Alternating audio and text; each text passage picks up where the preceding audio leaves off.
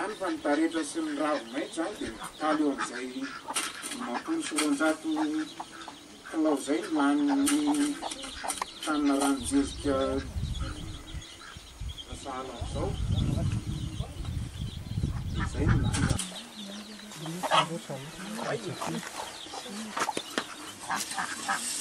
efa niverina angamba le courant maloha tsy manenoneny tsony io anio.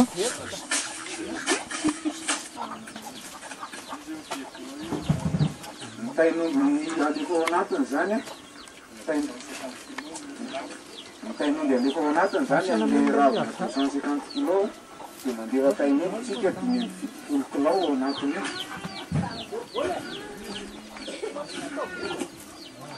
Mitaraka ny tain'omby a dia alefa ny rano zay tonga ao anatin'le vilany be fandrahoana zany zao le zavatra rehetrarehetra.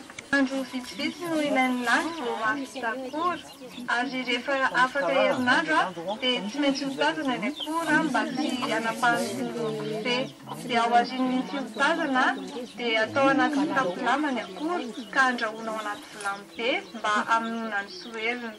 Avy eo ny akora mba hahatsara endrika azy ary tehirizina ao anaty fitaovana madio sy maina ary azony rivotra.